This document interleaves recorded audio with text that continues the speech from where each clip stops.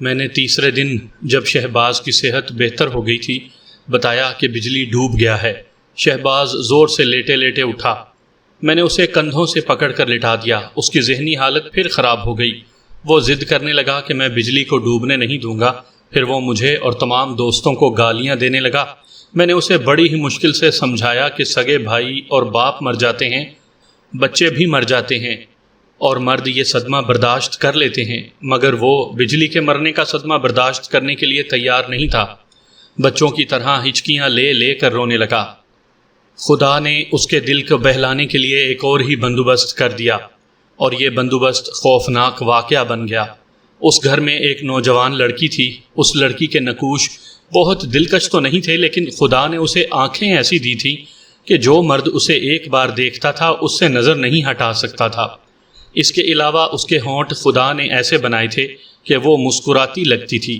آنکھوں اور مسکراہٹ نے مل کر اسے ایسی خوبصورتی دی تھی کہ میں نے جب اسے دیکھا تو میں اپنے آپ میں بجلی کا جھٹکا محسوس کرنے لگا۔ وہ ہنسمکھ تھی اور شرمانے کے بجائے کھل کر باتیں کرتی تھی۔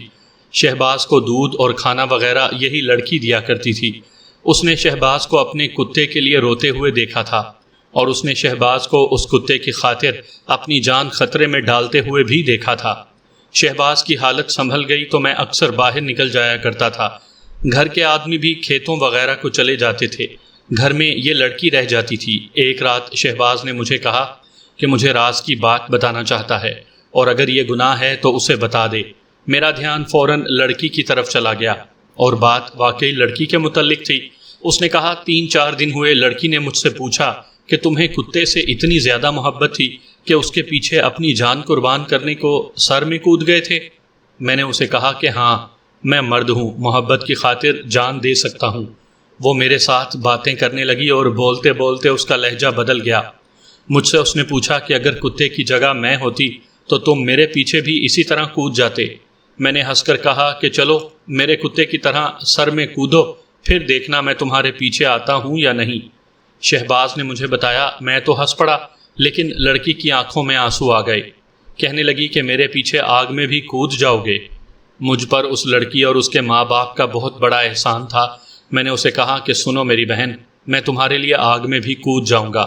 اس نے کہا کہ مجھے بہن نہ کہو، میں تمہیں بھائی نہیں بنانا چاہتی۔ میں نے پوچھا کہ پھر کیا کہوں تمہیں؟ اس نے کہا کہ میرا نام فاطمہ ہے۔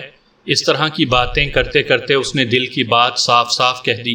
کہنے لگی کہ مجھے بے شرم کہہ لو یا جو منہ میں آئے کہہ لو، تم مجھے بہت اچھے لگتے ہو۔ میں تم جیسے ایک مرد کے انتظار میں تھی۔ خدا نے مجھے اشارہ دیا ہے کہ تم میرے لیے آگ میں کود جاؤ گے، اور میں تمہارے لیے اپنا کلیجہ نکال کر بھیڑیوں کے آگے پھینک دوں گی۔ قرآن کا قول دو کہ مردوں کی طرح میرا ساتھ دو گے۔ میں نے قول دے دیا۔ یہ کہہ کر شہباز نے مجھ سے پوچھا میں گناہ تو نہیں کر رہا؟ یہ میرے محسنوں کی بیٹی ہے، اللہ کی قسم میری نیت بری نہیں۔ میں نے اسے بتایا کہ تم اس کے ساتھ شادی تو نہیں کر سکو گے، کیونکہ ان کی ذات اور ہے اور تمہاری اور۔ اگر تم ٹھیک ہو کر بھی اس سے ملتے رہے تو ایک نہ ایک دن تمہاری نیت ضرور خراب ہو جائے گی۔ میں تو اسے گناہ سمجھتا ہوں۔ اس نے ایک اور ہی قصہ سنا دیا۔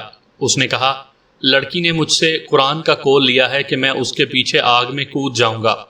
یہ قول لے کر لڑکی نے مجھے بتایا کہ شاہ جی اس کے ماں باپ سے اس کا رشتہ مانگ رہے ہیں۔ لڑکی کو یہ رشتہ منظور نہیں، کیونکہ شاہ جی کی پہلے ہی 3 بیویاں ہیں اور ان کی عمر 50 سال سے بہت اوپر ہے۔ یہ اس علاقے کا ایک مشہور پیر تھا جو ہر ایک پیر کی طرح لوگوں پر چھایا ہوا تھا، اور پیری کے پردے میں بدکاری کرتا اور خوب عیش کرتا تھا۔ اب یہ لڑکی جوان ہوئی تو اس کی مستانی آنکھوں اور جادو بھرے ہونٹوں نے شاہ جی کا دل مول لیا اور اسے باقاعدہ بیوی بنانے کے لیے تیار ہو گیا۔ گاؤں کے بزرگوں نے بھی لڑکی کے والدین پر زور دیا کہ وہ لڑکی کو شاہ جی سے بیاہ دیں۔ اس سے بڑی اور خوش نصیبی کیا ہو سکتی ہے؟ والدین بھی آخر اسی دیہاتی برادری کے افراد تھے جو پیروں کو خدا مانتے تھے۔ انہوں نے رضامندی کا اظہار کر دیا۔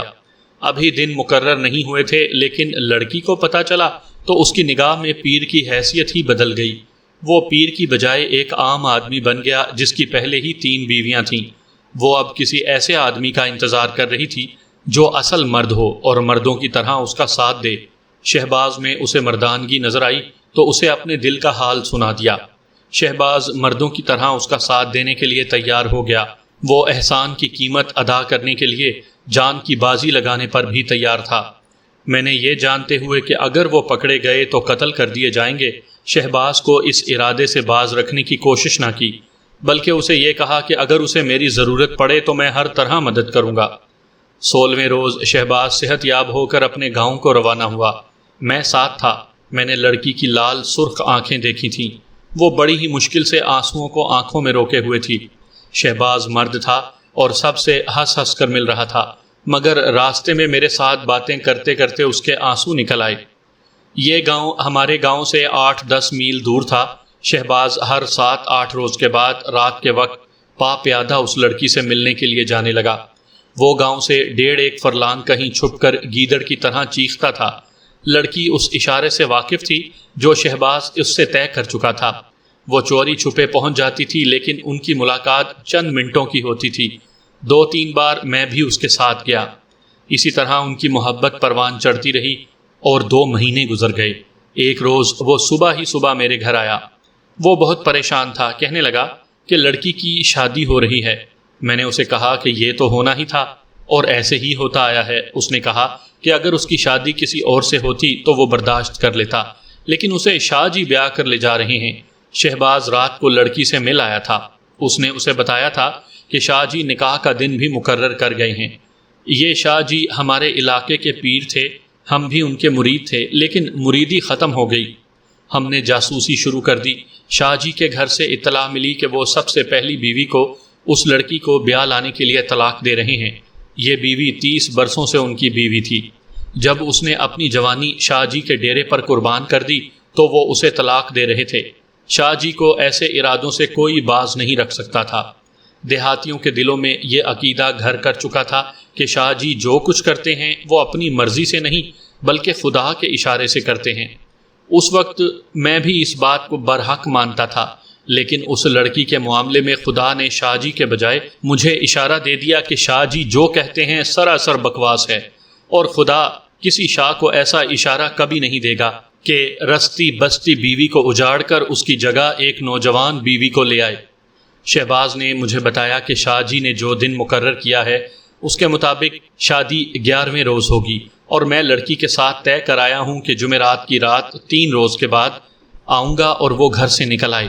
لڑکی کو ساتھ لے کر آنا کوئی ایسا مشکل نہ تھا، لیکن اس کے ساتھ شادی کسی پہلو ممکن نہیں تھی، کیونکہ سارے علاقے کو علم ہو چکا تھا کہ وہ شاہ جی کی منگیتر بن چکی ہے۔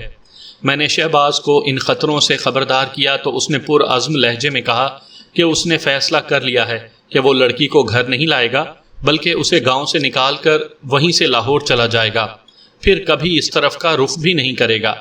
ہم اس وقت نوجوان تھے، کم عقل تھی اور خون زیادہ جوش مارتا تھا۔ شہباز نے کہا کہ اسے میری مدد کی ضرورت ہے۔ میں تیار ہو گیا۔ وہ میرا بہت ہی عزیز دوست تھا۔ ہم مقررہ رات لڑکی کے گاؤں کے اتنے قریب پہنچ گئے جہاں سے وہ آواز سن سکتی تھی۔ ہمیں گھوڑے یا کم از کم ایک گھوڑا ساتھ لے جانا چاہیے تھا، لیکن بزرگوں کے ڈر سے گھوڑے کو ذہن سے نکال دیا اور پیدل چلے گئے۔ میرے پاس کلہاڑی اور شہباز کے پاس لاٹھی تھی، جس کے اگلے سرے میں 2 سیر سیسا بھرا ہوا تھا اور اوپر پیتل کا خول چڑھا ہوا تھا۔ اس لاٹھی کی ایک ہی ضرب سے طاقتور انسان بھی گر پڑتا ہے۔ رات چاندنی تھی اور چاندنی بڑی ہی شفاف۔ ہم گندم کے فصل میں چھپے رہے۔ طے شدہ پروگرام کے مطابق لڑکی کو پہلے چھت پر آنا تھا، پھر شہباز کو گیدڑ کی طرح بولنا تھا۔ میں نے اس گاؤں کو دیکھا تو کچھ افسوس سا بھی ہوا کہ اسی گاؤں میں شہباز کو نئی زندگی ملی تھی اور اسی گاؤں کے لوگوں نے اسے موت کے منہ سے نکالا تھا، مگر ہم یہاں چوروں کی طرح گاؤں کی ایک لڑکی کو اغوا کرنے آئے تھے۔ ایسا نہیں ہونا چاہیے تھا، لیکن شہباز اور لڑکی کی پاک محبت اور شاہ جی کی ہوس پرستی اور لڑکی کی بے بسی کا خیال آ گیا، اور یہ خیال بھی آیا کہ یہ لڑکی شاہ جی کے گھر چلی جائے گی تو ایک سہاگن خامن کے جیتے جی بیوہ ہو جائے گی، اور ایک جوان لڑکی کی جوانی تباہ ہو جائے گی۔ تو میرا خون کھول اٹھا اور اپنے آپ کو یقین دلایا کہ یہ جرم نہیں نیکی ہے۔ شاہ جی کے خلاف ہم زبانی کوئی کارروائی نہیں کر سکتے تھے، کیونکہ اس علاقے میں خدا کے بعد پیروں کا درجہ اعلیٰ ہے اور انہی کی حکمرانی ہے۔ لڑکی کو بچانے کا یہی ایک طریقہ تھا جو ہم اختیار کر چکے تھے۔ گاؤں کے لوگ دن بھر کے تھکے ماندے شام کو ہی سو جاتے ہیں، سارا گاؤں مکمل طور پر خاموش اور بے سود تھا، جیسے وہاں کوئی بھی زندہ نہیں تھا۔ پھر بھی ہم کھیتوں میں چھپے رہے۔ شہباز بے چین تھا کیونکہ اسے چھت پر ابھی تک لڑکی نظر نہیں آئی تھی۔ کہنے لگا کہ سو نہ گئی ہو۔ عین اس وقت گاؤں کی چھت پر کوئی کھڑا نظر آیا۔ شہباز نے گیدڑ کی طرح آہو آہو کی تو لڑکی نے ہاتھ ہلایا اور پھر وہ چھت سے غائب ہو گئی۔ ہمارے علاقے میں گیدڑ رات بھر چیختے رہتے تھے، ان پر کبھی کوئی نہیں چونکتا۔ بعض اوقات گیدڑ گاؤں کے قریب بھی آ جاتے ہیں، اس وقت کتے ان کے پیچھے دوڑتے ہیں اور گیدڑ بھاگ جاتے ہیں۔ شہباز نے جوش میں آ کر پھر گیدڑوں کی آواز نکالی تو قریب ہی ایک کتا بڑی زور سے بھونکا۔ میں نے کتے کی آواز سے پہچان لیا کہ یہ رکھوالی والا کتا ہے جو کسی کی بو پا کر خاص انداز سے بھونکتا ہے۔ گاؤں میں کوئی ایسی آواز سن لے تو اسے نظر انداز نہیں کرتا، بلکہ لاٹھی یا کلہاڑی لے کر باہر نکل آتا ہے۔ جو ہی یہ کتا بھونکا، گاؤں سے کسی کی بلند آواز سنائی دی، شاباش بولی، جانے نہ دینا۔ یہ آواز ہر گاؤں کی رات کی مخصوص آواز ہوتی ہے جو اکثر سنائی دیتی ہے۔ ہم اس آواز پر چوکنے ہو گئے۔ شہباز کے کہنے پر ہم فصل سے نکل کر ایک مینڈ پر بیٹھ گئے۔ لڑکی گاؤں سے نکلتی نظر آئی، لیکن وہ ایک دیوار کے سائے میں ہو گئی۔ شہباز نے کہا، آ رہی ہے۔ اچانک ایک طرف سے کتا نمودار ہوا اور ہمیں دیکھ کر زور زور سے بھونکنے لگا اور ساتھ ہی آگے بڑھنے لگا۔ ہم کتوں کی نفسیات اور عادتوں کو اچھی طرح سمجھتے تھے۔ ہم جان گئے کہ کتا حملہ کرے نہ کرے وہ ہمیں کامیاب نہیں ہونے دے گا۔ وہ اب مسلسل غراتا اور بھونکنے لگا۔ ادھر گاؤں سے رات کی خاموشی میں ایک بلند آواز سنائی دی، اٹھ کے دیکھو کتا کیوں بھونک رہا ہے۔ اس کے ساتھ ہی آواز سنائی دی، ہلا بولی، ہوشیار ہو کے۔ اس آواز پر بولی اور ہوشیار ہو گیا اور ہم پر حملہ کرنے کو بڑھا۔ شہباز نے لاٹھی گھمائی تو کتا ایسے انداز سے غرایا اور بھونکا جسے ہم دیہات کے لوگ خطرے کا الارم سمجھتے ہیں۔ لاٹھی سے ڈر کر کتا پیچھے کو بھاگا۔ ہم نے گاؤں کی طرف دیکھا تو ہمیں لڑکی دوڑ کر اپنی طرف آتی نظر آئی، مگر اس کے پیچھے ہمیں 4 آدمیاں لاٹھیاں وغیرہ اٹھاتے ہوئے بھاگتے دکھائی دیے۔ ہم دونوں پورے گاؤں کا مقابلہ نہیں کر سکتے تھے، لیکن جس دلیری سے لڑکی دوڑی آ رہی تھی وہ ہمیں جان پر کھیل جانے پر مجبور کر رہی تھی۔ صرف ہم ہی جانتے تھے کہ لڑکی 50-55 سالہ بوڑھے اور 3 بیویوں کے خاوند سے بھاگ کر اس آدمی کی پناہ میں دوڑی آ رہی ہے جسے وہ دل و جان سے چاہتی ہے۔ ادھر کتا پھر ہم پہ لپکا۔ شہباز نے اتنا ہی کہا، دوست پیٹھیں جوڑ کر لڑیں گے۔ میں نے جواب دیا، جو مولا کرے گا، غم نہ کر۔ شہباز نے کتے کے سر پر لاٹھی ماری تو کتا بڑی ہی کرخت آواز نکال کر گر پڑا اور تڑپنے لگا۔ ہمیں آواز سنائی دی، ہلا ڈبو۔ میرے بائیں طرف سے ایک اور کتا لپکا۔ یہ گاؤں والوں کا ڈبو تھا، نہایت اچھی نسل کا کتا تھا، میں اسے کبھی بھول نہیں سکوں گا۔ وہ نڈر ہو کر پوری رفتار سے دوڑا آ رہا تھا۔ مجھ سے 4-5 گز دور اس نے ایسی جست لگائی جیسے ہوائی جہاز زمین سے اٹھتا ہے۔ اگر وہ کتا مجھے اس صورتحال میں نہ ملتا تو میں اسے 2-3 ایکڑ زمین کے عوض بھی خرید لیتا، مگر وہ مجھے چیرنے پھاڑنے کے لیے ہوا میں بلند ہو چکا تھا اور ادھر میری کلہاڑی ہوا میں تیار ہو چکی تھی۔ پھر میں نے یہ دیکھا کہ میرے بازوؤں نے پوری طاقت سے کلہاڑی کو ایسا گھمایا کہ کتے کی کھوپڑی کو 2 حصوں میں کاٹتی میرے بائیں کندھے سے بھی آگے نکل گئی۔ کتا تڑپا اور بے حس ہو گیا۔ ادھر سے لڑکی کی چیخ سنائی دی، پھر لڑکی کی گالیاں سنائی دیں۔ گاؤں والے لڑکی کو رات کے اس وقت باہر دیکھ کر ساری بات سمجھ گئے تھے۔ انہوں نے اسے دبوچ لیا تھا اور وہ چیخ چیخ کر انہیں گالیاں دے رہی تھی۔ دیہات کی ایک نوجوان اور پاک لڑکی پیروں کی دنیا میں بے بس اور مجبور تھی۔ ہم ابھی کتوں سے فارغ ہوئے تھے اور ادھر سارے ہی گاؤں کے مرد مسلح ہو کر نکل آئے تھے۔ ہم کھلے میدان میں تھے، ہر سو کھیت اور کھڈ نالے تھے۔ لڑکی پکڑی گئی تھی، ہم اب بھاگنا نہیں چاہتے تھے۔ شہباز نے پاگل سا ہو کر کہا، شیرے، گاؤں میں خون کر کے نکلیں گے۔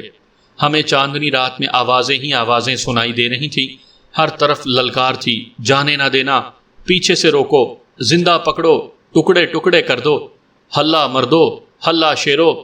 ہم دونوں موزوں جگہ کی تلاش میں ایک طرف کو ہو گئے، لیکن گاؤں کے 8-10 آدمیوں نے ہمیں گھیر لیا۔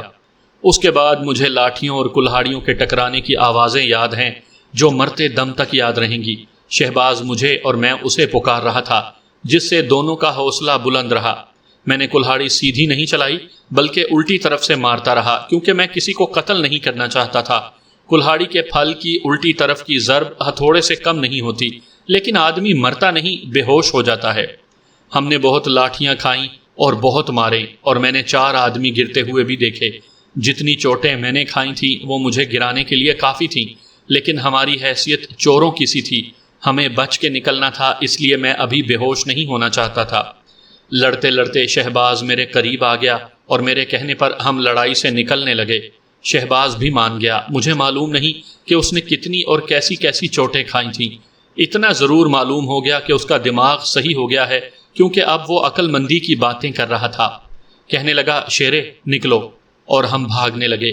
عجیب بات یہ ہے کہ ہمارا تعاقب کسی نے نہ کیا، شاید وہ لوگ ہماری ضربوں سے بے حال ہو چکے تھے۔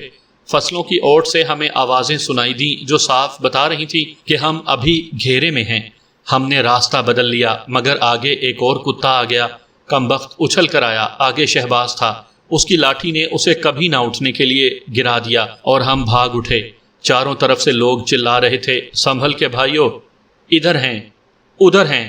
ایک آواز یہ بھی سنائی دی، بڈھے صوبے دار کو جگاؤ یار، بندوق لے آئے۔ یہ صورتحال بہت خوفناک تھی۔ ہم چھپتے چھپاتے ایک طرف نکل گئے اور تیز دوڑنے لگے، لیکن جسم شل ہو چکے تھے۔ زیادہ چوٹیں کندھوں پر پڑی تھیں، جن سے کندھے سن ہوئے جا رہے تھے۔ ہمارا علاقہ کچھ عجیب سا ہے، یوں پتہ چلتا ہے کہ جس میدان میں چلے جا رہے ہیں وہ دور تک میدان ہی ہے، لیکن اچانک میدان ختم ہو جاتا ہے اور معلوم ہوتا ہے کہ ہم مٹی کی ایک پہاڑی پر کھڑے ہیں۔ آگے گہرائی ہے، پھر ایک میدان اس پہاڑی کے دامن سے شروع ہوتا ہے۔ زمین پتھریلی نہیں، مٹی ہی مٹی ہوتی ہے۔ ہم بھاگتے ہوئے ایسی ہی ایک جگہ پہنچ گئے۔ آگے کوئی 100 فٹ گہرائی تھی۔ نیچے دیکھا تو یہ ایک برساتی نالے کا خشک پارٹ تھا۔ ہمیں پیچھے سے اور دور دور سے بھی لوگوں کی آوازیں سنائی دے رہی تھیں، جن سے پتہ چلتا تھا کہ گاؤں والے ہمیں ڈھونڈ رہے ہیں اور وہ تعاقب کر رہے ہیں۔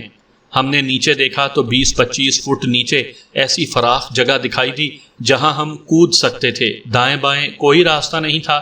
راستہ تو تھا لیکن وہ دوسرے لوگوں کے لیے تھا، چوروں کے لیے نہیں۔ ہم اب راستوں سے ہٹ کر بھاگنا چاہتے تھے کیونکہ خیریت اسی میں تھی۔ ہم نیچے کود گئے۔ وہ جگہ ریتلی تھی جس سے ہمیں کوئی چوٹ نہ آئی۔ وہاں سے ہم بیٹھے بیٹھے نیچے کو سرکے اور بڑے مزے سے نالے کے ریتلے پاٹ میں پہنچ گئے۔ اچانک آواز آئی، ادھر ہیں، پہنچو پہنچو۔ پیشتر اس کے کہ ہم سنبھلتے، ہم پر لاٹھیوں کی بارش برسنے لگی۔ بے ہوش ہونے سے پہلے یہ آواز سنائی دی، جان سے نہ مارنا، زندہ پکڑو۔ پھر چاندنی رات تاریک ہو گئی، آنکھوں کے سامنے کئی ستارے ٹوٹے اور دماغ سو گیا۔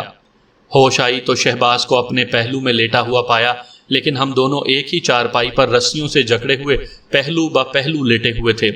ہمارے ہاتھ پاؤں کھلے تھے، رسیاں چارپائی کے ایک بازو سے دوسرے بازو تک تن دی گئی تھیں اور ہم اس جال میں بے بس تھے۔ میں نے شہباز کو سرگوشی میں پکارا تو اس نے اس طرح جواب دیا جیسے سسکی بھری ہو۔ جسم کا انگ انگ دکھ رہا تھا اور سر بری طرح چکرا رہا تھا۔ دماغ سوچنے سے معذور تھا۔ میں نے اپنے انجام کے متعلق کچھ بھی نہ سوچا۔ اتنی سخت نہیں تھی، نہ یہ معلوم تھا کہ یہ رات ہے یا دن۔ ہم غالباً مویشیوں کے کمرے میں قید تھے۔ دیوار کے ایک سوراخ میں مٹی کا دیا جل رہا تھا اور کمرہ بدبو سے بھرا ہوا تھا۔ ہم دونوں نے آپس میں کوئی بات نہ کی، مل کر زور لگایا، مگر رسیاں بہت مضبوط تھیں۔ دیا جلتا دیکھ کر معلوم ہوا کہ رات ہے، مگر یہ پتہ نہیں تھا کہ یہ کون سی رات ہے، نہ یہ پتہ تھا کہ ہم کتنا عرصہ بے ہوش رہے۔ بہرحال یہ دیکھ کر اطمینان ہوا کہ رات ہے اور یہ دراصل اس رات کا آخری پہر تھا۔ میں نے خدا کو یاد کیا اور دل ہی دل میں خدا سے کہا کہ یا اللہ، اگر ہم گناہ کرنے آئے تھے تو ہمیں پوری سزا دے، اور اگر تیری ذات باری کو ایک لڑکی کی معصومیت اور بے بسی پر رحم آ جائے تو ہمیں نجات دے۔ یہ دعا دل سے نکلی تھی۔ مجھے قرآن کی 2 آیتیں یاد تھیں، ان کا ورد کیا اور کمرے میں سرسراہٹ سی سنائی دی۔ میں نے سر گھمایا تو ایک عورت دبے پاؤں چارپائی کے قریب آتی نظر آئی۔ میں اس خیال سے ڈر گیا کہ اس عورت کے ہاتھ میں چاقو یا چھرا ہوگا۔ ہم بندھے ہوئے ہیں اور یہ عورت ہماری گردنیں کاٹ دے گی یا ہمارے پیٹ چاک کر دے گی۔ ہمارے علاقے میں ایسے اکثر ہوتا ہے کہ ہماری طرح کے کسی چور یا ڈاکو کو پکڑ لیں تو اسے قتل کر کے اس کی لاش کہیں دبا دی جاتی ہے۔ ہم دونوں کا انجام بھی یہی تھا۔ مجھے یہ بھی خیال آیا کہ یہ شاید فاطمہ ہے جو ہمیں آزاد کروانے یا چوری چھپے آئی ہے، لیکن یہ تو دل کو جھوٹی تسلی دینے والا دھوکہ تھا۔ وہ میری چارپائی کے قریب آئی تو وہ کوئی اور تھی۔ دیے کی زرد روشنی میں مجھے اس کے ہاتھ میں چھوٹا سا ایک چاقو نظر آیا۔ اس عورت سے یہ التجا کرنا کہ وہ ہمیں جان سے نہ مارے بیکار تھا۔ میں نے آنکھیں بند کر لی اور مرنے کے لیے تیار ہو گیا۔ دل میں کلمہ شریف پڑھنے لگا، لیکن میری گردن پر چاقو نہ آیا۔ میں نے آنکھیں کھول کر دیکھا، عورت چاقو سے رسیاں کاٹ رہی تھی۔ میں بدستور ڈرتا رہا۔ یہ عورت ہمیں اپنے ساتھ لے جانے آئی تھی، ہمیں مردوں نے کہیں دور لے جا کر قتل کرنا تھا۔ اس نے رسیوں کا سارا جال کھول دیا اور سرگوشی میں بولی، سب سوئے ہوئے ہیں، رات کا پچھلا پہر ہے، پو پھٹنے سے پہلے نکل جاؤ۔ شہباز نے پوچھا، فاطمہ کہاں ہے؟ عورت نے دکھی ہوئی سرگوشی کی، وہ اب اللہ کے حوالے۔ رکو مت، نکلو۔ اور ہم عورت کے پیچھے پیچھے کمرے سے نکلے اور پھر گاؤں کی دیوار کی اوٹ میں گاؤں سے نکل آئے۔ اس قدر سکوت اور ایسی خاموشی جیسے یہ گاؤں نہیں قبرستان ہو۔ یقین نہیں آتا تھا کہ چند گھنٹے پہلے اس گاؤں میں قیامت خیز مارکا لڑا گیا ہے۔ رکھوالی والے کتے رات کو ہمارے ہاتھوں مارے گئے تھے، کوئی خطرہ موجود نہیں تھا۔ وہ عورت گلیوں میں غائب ہو گئی۔ وہ عورت کون تھی ہمیں کچھ علم نہیں۔ وہ فاطمہ کی ماں نہیں تھی، فاطمہ کی کوئی بہن نہیں تھی، شاید اس کی کوئی غمخوار اور ہمراہ سہیلی تھی۔ ہم اسے پہچان نہ سکے۔ پو پھٹنے تک ہم ایک دوسرے کو سہارا دیتے، قدم گھسیٹتے ہارے ہوئے سپاہیوں کی طرح اپنے گاؤں کے قریب پہنچ چکے تھے۔ گھر اور گاؤں والوں نے ہماری حالت دیکھی تو ہمارے گرد جمع ہو گئے۔ ہم نے وہی جھوٹ بولا جسے دیہات میں بلا حیل و حجت سچ مان لیا جاتا ہے۔ وہ یہ کہ ہم ذرا فلاں گاؤں تک چلے گئے تھے، راستے میں 4 آدمیوں نے روک کر کہا کہ جو کچھ پاس پلے ہے نکال کر دے دو۔ ہم مقابلے پہ جم گئے، وہ 4 تھے، ہم 2۔ خوب مقابلہ کیا، ان کے 2 آدمی گرائے جنہیں وہ اٹھا کر بھاگ گئے، اور ہم چوٹوں اور زخموں سے چور ایک درخت تلے لیٹ گئے اور ہمارے گاؤں والے مان گئے۔ شاہ جی شہباز کی فاطمہ کے ساتھ شادی نہ کر سکے اور ان کی پہلی بیوی طلاق سے بچ گئی، مگر فاطمہ کہاں غائب ہو گئی کسی کو علم نہیں۔ اسے قتل نہیں کیا گیا تھا، نہ اس کی قبر تھی، نہ اس کا سراغ ملا۔ اسے کہاں غائب کر دیا گیا تھا آج تک پتہ نہ چلا۔ تیسرے ہی دن راز فاش ہو گیا۔ فاطمہ کے گاؤں والوں نے ہمیں بے ہوش کر کے پہچان لیا تھا۔ ہم دونوں وہاں 15 دن رہ چکے تھے۔ اس گاؤں کے 4 آدمی ہمارے گاؤں میں آئے اور بھرے گاؤں میں سب کو بتایا کہ ہم دونوں نے کیا کیا ہے۔ آپ تصور کر سکتے ہیں کہ بزرگوں نے ہمارا کیا حشر کیا ہوگا۔ وہ 4 آدمی انتقام کی دھمکیاں دے رہے تھے۔